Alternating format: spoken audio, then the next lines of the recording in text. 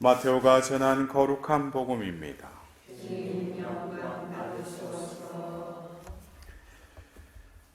그때 예수님께서는 갈릴레아 호숫가를 지나가시다가 두 형제 곧 베드로라는 시몬과 그의 동생 안드레아가 호수에 어망을 던지는 것을 보셨다. 그들은 어부였다. 예수님께서 그들에게 이르셨다. 나를 따라오너라. 내가 너희를 사람 낚는 어부로 만들겠다. 그러자 그들은 곧바로 그물을 버리고 예수님을 따랐다. 거기에서 더 가시다가 예수님께서 다른 두 형제, 곧 제베데의 아들 야고보와 그의 동생 요한이 배에서 아버지 제베데와 함께 그물을 손질하는 것을 보시고 그들을 부르셨다. 그들은 곧바로 배와 아버지를 버려두고 그분을 따랐다. 주님의 말씀입니다.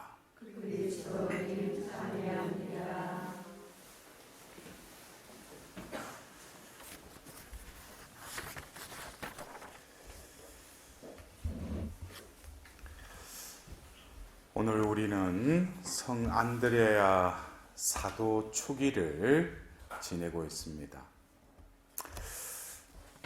어쩌면 안드레아 사도를 떠올릴 때 보면은 제가 성경을 이렇게 공간복음을 이렇게 읽다 보면은 예수님께서 그 12 제자들 중에 따로 세 사람만 데리고 가신 경우가 몇 번 있어요.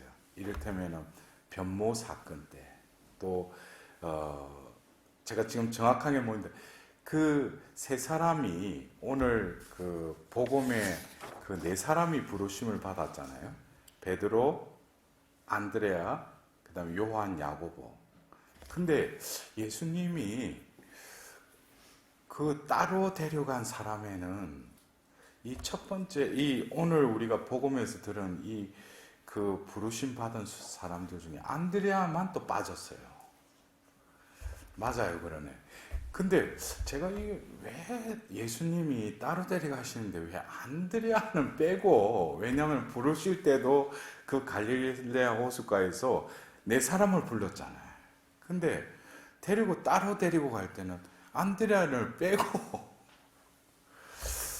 그래서 그게 여러 가지 어떤 상상도 되기도 하고, 근데 안드레아 이 사도가 어쩌면 베드로가 형이잖아요. 그리고 자기는 동생이에요. 근데 형이 워낙 또 여러분들이 복음에 나타나는 베드로의 성격을 보면은 어릴 때부터 안드레아는 이렇게 나서는 것에 대해서 자기도 자기 존재감을 드러내고 싶는데 형이 워낙 나서니까, 그러니까 언젠가부터 나서는 그 자체를 그냥 포기하고 없으려니 하고 그냥 살아가다 보니까 예수님이 첫 번째 부를 때도 4명 불렀는데 안드레아 오늘 좀 같이 가자 그럴 때 형 눈치를 보면서 그냥 슬그머니 저는 오늘 또 다른 약속이 있어서 시간이 없어요 이랬는지 해서 싹 빠지면서 그냥 우리가 볼 때는 그 따로 데려간 사람의 또 이렇게 합류하지 않은 것도 이 안드레아 사도에게 있어서는 어쩌면 좀 미스테리이기도 해요. 근데 어떻게 보면은 평생 2인자로 살았던 이 안드레아 사도가 또 2인자이면서 어쩌면 예수님께 그 형을 이렇게 이어주는 그 교량 역할을 해요. 그러니까 이게 우리가 보면은 어떤 뭐 조직에서 뭐 2인자라는 표현은 좀 조직에서 쓰는 그 용어인데, 안드레아 사도는 나서지는 않지만 예수님께로 또 이렇게 연결해주는 독특한 자신의 그 위치를 또 지키고 있었다는 거예요.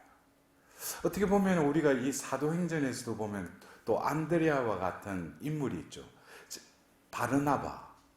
바르나바 같은 경우에도 그 바오로를 또 베드로에게 소개해주고 또 1차 전도 여행에 함께 했다가 또 무슨 이유인지 2차 전도 여행 때 또 물러나죠. 근데 바르나바가 없었으면은 이 바오로 사도가 어떻게 보면 하느님 계획에 따라서 이방 민족들에게 그 복음이 전해지는데 어떤 또 다른 어떤 걸림돌이 됐을 거예요. 근데 이 바르나바 같은 이가 있었기 때문에 하나님의 섭리가 또 흘러갔다는 거예요. 그래서 오늘 우리가 기리는 이 안드레아 사도. 그래서 우리가 사도라고 하면은 뭐 베드로 사도, 바오로 사도와 같이 앞장서서 또 그리고 어떤 일을 그 이끄는 그런 역할도 있지만 이 사도의 역할은 오늘 우리가 기리는 이 안드레아와 같이 보이지 않는 그 뒤에서 공동체를 위해서 또 그 누군가를 주님께로 나아가도록 도와주는 조력자로서의 그 역할도 사도의 또 다른 면모를 살아가신 분이 이 안드레아 사도가 아닌가 싶습니다. 근데 우리는 사도하면은 여러분들 저희 이 발로티해를 창설하셨던 빈센트 발로티 성인은 세례를 받은 모든 이들은 사도로 부르심 받았다. 그리고 그분 또 어떤 교회 역사상에 이 사도직의 그 보편 사도직의 창시자라고 할 정도로 어떤 모든 이들이 사도의 삶을 살아야 된다는 거예요. 그래서 우리 이 발로티해가 어디에 진출하든지 어떤 우리 평신도들이 사도라는 정체감을 가지고 사도의 삶을 살도록 우리가 양성하는 것이 우리 해의 어떻게 보면 본질적인 존재 목적이기도 합니다. 근데 우리가 사도의 삶은 그 오늘 우리가 기리는 그 안드레아 사도 그리고 우리가 12사도뿐만 아니라 이 시대에 우리도 사도로서의 삶을 살아야 되는데 제가 말씀드렸듯이 각자가 사도의 삶을 사는 데 있어서는 우리가 전체적인 그 사도는 유일한 한 분이 사도이셨죠. 그분이 누구셨어요? 누구셨어요? 이것도 모르셔? 예, 심각한데 이게. 그러니까 제가 강론을 할 만한 거야 이게. 모르니까. 예? 근데 유일한 사도의 우리의 본보기는 딱 한 분, 누구의? 예수님이시다는 거예요. 예수님이 바로 아버지로부터 파견된, 오늘 또 그 바오로 사도가 로마서에 그러잖아요. 예? 파견받지 않고 어떻게 선포할 수 있겠습니까? 그러니까 예수님이 때가 되어 하나님 나라가 가까이 왔다 회개하고 복음을 믿으라고 선포할 수 있었던 것도 결국 보내신 이가 있고 예수님은 파견받은 이라는 거예요. 파견받은 이가 뭐예요? 그게 사도라는 거죠. 그래서 예수님의 삶은 결국 성부의 뜻을 이루기 위해서 온전한 순종을 통해서 그 뜻을 완성하신 그 삶이 결국 사도의 삶이라는 거예요. 그러나 그 사도의 삶은 각자의 부르심에 따라서 베드로, 바오로의 역할을 하는 또 사도의 삶이 있고 오늘처럼 뒤에서 또 조력자로서 또 사도의 몫을 하는 그런 사도의 삶도 있다는 것이죠. 그래서 여러분들이 사도라고 해가지고 꼭 앞장서야 되고 뭐 마이크를 잡아야 되고 그것도 하나님의 주시는 그 은총과 능력에 따라서 하나님이 배치하시는 거지 인간이 내가 그게 하겠다 그러다 보면 어느 순간에 흩날리는 그 낙엽처럼 어디론가 가버려요. 하나님이 모든 것을 주재하신다는 거예요. 근데 오늘 우리가 이 로마서의 말씀을 듣노라면은 우리도 모든 이들이 신앙인으로서 궁극적으로 하나님께 우리가 상급을 받기 위해서 지금 대림 시기에 두 번째 오심을 우리가 기다리지 않습니까? 결국 그 상급은 뭐예요? 하나님으로부터 무엇을 받는 거예요? 하나님으로부터 뭘 받는 거예요? 궁극적으로. 여러분들 제대한 이렇게 취향 보낸 거 이걸 궁극적으로 받으려고 여러분들 신앙생활 하셔요? 궁극적으로 우리가 하나님으로부터 상급은 뭡니까? 구원이죠. 그걸 다른 말로 영원한 생명을 우리가 누리는 것이죠. 그렇던데 구원을 받는 것이 그게 복잡하게 생각할 필요 없어요. 오늘 바오로 사도는 구원을 받는 것에 대해서 로마서 10장 10절에 외우기 쉽죠? 10장 10절에 마음으로 믿어 의로움을 얻고 입으로 고백하여 구원을 얻습니다. 쉽죠? 마음으로 뭐예요? 믿어라 이거예요. 그러면 의로움을 주신다는 거예요. 더불어서 입으로 고백하라는 거예요. 이것이 어떻게 보면 이게 한 기절로 이렇게 적혀있으니까 이러면 구원 받겠네? 근데 먼저 뭐예요? 마음으로 믿으라는 거예요. 믿는데 좀 더 그것에 대해서 구체적으로 우리가 그러면 믿는 것이 뭘 믿으라는 건가? 예수님을 믿는 것이죠. 그러나 그 앞절에 보면은 하느님께서 예수님을 죽은 이들 가운데서 일으키셨다고 마음으로 믿으라는 거예요. 하느님이 예수님을 죽은 이들 가운데 다시 일으키셨다는 거예요. 결국 뭐예요? 부활을 믿는다는 거예요. 그리스도교는 바로 2000년 전 그분이 죽으셨다가 묻히셨다가 다시 살아나셨다. 이거를 믿는 게 뭐예요? 그리스도교의 캐리그마죠. 이것을 믿으라는 거예요. 근데 이 믿음을 통해서 하나님이 의로움, 하나님과의 올바른 관계를 맺게 해주시는데 결국 마음으로 믿는다는 것은 그냥 피상적인 마음으로 그래 믿습니다. 이게 믿는 게 아니라 바로 예수 그리스도를 통하여 드러나신 그 파스쿠아의 신비를 내 마음으로 믿고 그 삶을 통해서 그 믿음이 나를 파스카의 삶을 살도록 이끄시는 것이 바로 마음으로 믿는다는 것이에요. 그러면은 내가 이 현세를 살면서 어떤 때는 좌절하고 실망하고 주저앉고 싶은 그 순간순간에도 우리는 뭐예요? 파스카 신비를 살아야죠. 어떠한 역경이, 어떠한 어둠이 나에게 덮치더라도 바로 예수 그리스도를 다시 일으키셨던 그 하나님의 능력과 힘이 나에게 미치고 나에게 온전히 작용한다면 나는 이 자리에 주저앉아 있을 것이 아니라 다시 예수 그리스도의 힘으로 나의 안에 있는 그 영께서 나를 다시금 일으켜 세우신다는 거예요. 이것이 바로 그리스도인의 삶이죠. 그래서 우리는 어떤 슬퍼하고 좌절하고 현세에 우리는 그런 삶을 살아가기 때문에 자연적으로 본능적으로 그걸 느끼고 그것의 유혹의 유감을 느끼기도 하지만 우리는 바로 상급을 얻기 위해서 영원한 생명에 들어가기 위해서는 이 자리에서 좌절하지 않고 절망하지 않고 다시금 뭐예요? 일어난다는 거예요. 근데 그 일어나는 것이 내가 일어나는 거예요? 아니죠. 하나님의 은총이 이미 우리에게 주어져 있다는 거예요. 그것을 삶을 통해서 실현하는 것이 그리스도인의 삶이라는 것이죠. 그렇다면은 이러한 믿음이 생기려면은 바로 들음을 통하여 이 믿음이 생긴다고 그랬어요. 그렇다면은 오늘 성부의 유일한 사도이셨던 예수님이 어느 날 갈릴레아 호숫가를 지나시면서 두 형제 베드로와 안드레아를 보셔요. 그러면서 그들에게 말씀하십니다. 말씀 자체이신 분이 그들에게 말씀하시죠. 뭐라고 말씀하셔요? 나를 따라오너라. 내가 너희를 사람 낚는 업으로 만들겠다. 이것은 말씀이신 그분이 그 말씀이 선포됐죠.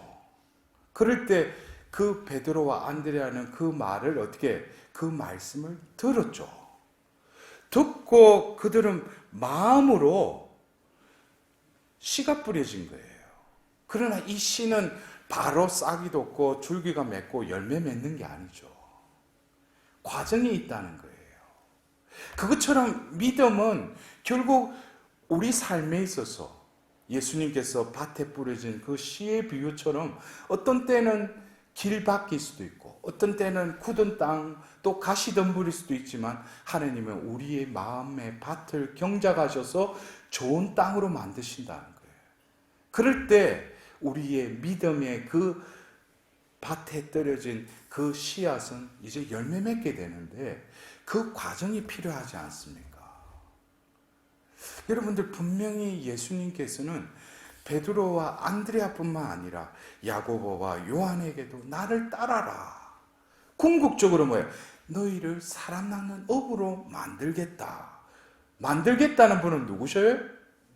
예수님이시지. 내가 사람 낚는 어부가 되겠다. 그거는 착오예요. 그 말씀하신 분의 그 말씀이 나에게 이루어질 뿐이죠.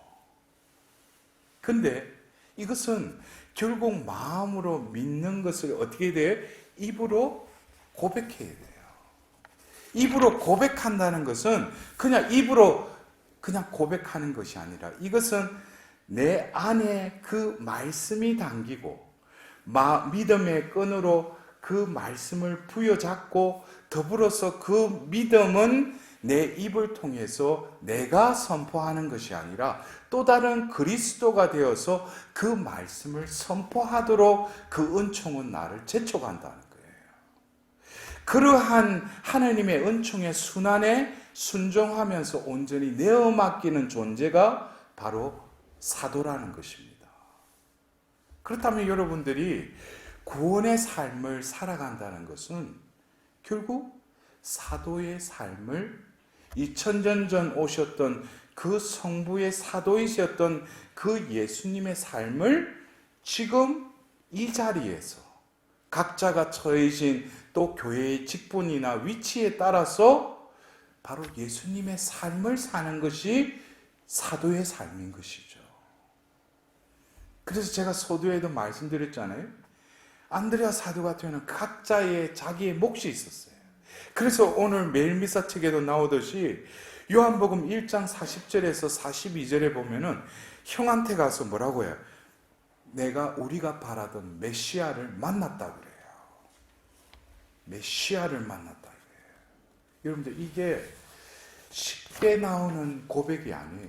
이미 그분을 보았고 무슨 대화가 오고 갔고 또 그 마음속에 믿음이 생겼고 또 그것을 또 형한테 가서 베드로에게 메시아를 만났다고 고백해요. 그러니까 짧은 시간에 이미 뭡니까? 구원은 이루어진 것이죠. 그러나 우리가 이 육신의 숨이 끊어지고 하느님 안에서 온전한 영원한 생명을 누리려면은 끊임없는 이 순환의 과정들이 매일매일 순간순간마다 어떻게 돼요? 나는 메시아를 만났다고. 이것을 어떻게 돼요? 이웃에게 증거해야 되는 거예요. 그냥 메시아를 만나서 그래 내가 잘 되고 내 취향 오로지 이것만 이루어주시는 메시아면 나한테 좋게. 이거는 구원에 가기에는 아직까지 뭐예요? 아직 멀었다는 거예요. 여러분들 마음으로 믿고 입으로 고백한다는 것은 바로 우리의 매 순간의 삶이 되어야 돼요. 그러나 이러한 증거의 삶을 살아가도록 우리를 재촉하시고 이끄시는 분은 내가 아니라 바로 사도행전 1장 8절에 예수님께서 성천하시기 전에 그 제자들에게 하셨던 말씀. 하늘로부터 성령이 내리시면 너희들은 힘을 받아서 예루살렘과 온 유다와 사마리아 땅 끝에 이르기까지 나의 증인이 될 것이다. 결국 사도는 증인이라는 거예요. 하나님을 증거하는 자라는 거예요. 우리가 하나님을 증거하려면 사랑이 내 안에 머무르지 않으면 어떻게 하나님을 증거할 수 있겠어요? 하나님의 평화가 내 안에, 내 삶에 그리스도의 평화가 머무르지 않으면 어떻게 평화를 빕니다라고 고백할 수 있겠어요? 결국 우리 안에 하나님의 그 협조자 성령이 사시고 또 그 성령께서는 예수님의 말씀을 기억하게 해주실 뿐만 아니라 그 말씀을 선포하게끔 나를 재촉하시고 나는 나에게 다가오는 이들에게 내 말이 아니라 성령께서 주시는 놀라운 언변과 지혜로서 그들에게 정인의 삶을 살아가는 것. 이것이 바로 사도의 삶이죠. 그러나 결국에 그러한 가정 속에서도 오늘 미사를 드리는 사제가 이 붉은색 제의를 입었잖아요. 왜 그래요? 결국 안드레아 사도도 예수님과 같이 십자가에서 죽으셨다는 거예요. 결국 그것은 그 순간의 순교의 영광을 누릴 수 있는 것이 아니라 매 순간에 어떻게 자기를 버리고 제 십자가를 지고 나를 따르라 하는 그 말씀을 내가 살아갈 때 내가 의도한 그 삶이 아니라 예수님께서는 바로 극치의 영광을 누리는 당신의 그 십자가의 순환에 그의 영혼을 이끌어 가신다는 거예요. 그럴 때 피하다고 그 십자가에 올라갈 수 있는 것은 바로 매 순간에 자기의 뜻과 자기의 계획, 자기의 원의대로 사는 것이 아니라 내 안에 계시는 하느님의 영이 그리스도께서 내 삶을 이끌어 가심에 우선적으로 그것을 택하고 그것에 내가 투신하는 삶을 끊임없이 살아갈 때 결국 순교의 영광에 이룰 수 있다는 것이죠. 결국 그것은 이 붉은 제위와 같이 피를 흘리는 순교도 있지만 결국 뭡니까? 백색의 순교. 이것은 순교의 삶이라는 것은 그리스도의 뜻대로 사는 것. 내 뜻을 죽이고 자기를 버리고 하느님의 뜻을 전가하는 자. 이것이 백색의 순교자의 삶이 아니겠습니까? 여러분들, 우리가 오늘 기리는 평생 2인자로 사셨던 이 안드레아 사도. 그러나 하느님께서 주신 그 영광의 월계관을 받아 쓰셨습니다. 어쩌면 앞에 나서서 하느님을 전가하는 그 위치보다는 자신의 존재를 숨기면서 그러나 하나님의 영광을 다 함께 누리도록 다른 이들을 예수님께로 인도했던 또 다른 겸손의 모델로서의 안드레아 사도를 우리는 떠올리면서 진정 내 자신이 아니라 하나님의 영광을 위하여 사도의 삶을 살아갈 수 있도록 오늘 천상에서 우리를 위해서 전구해 주시는 안드레아 사도께 더불어서 전구를 청하며 하나님의 자비를 구하도록 합시다.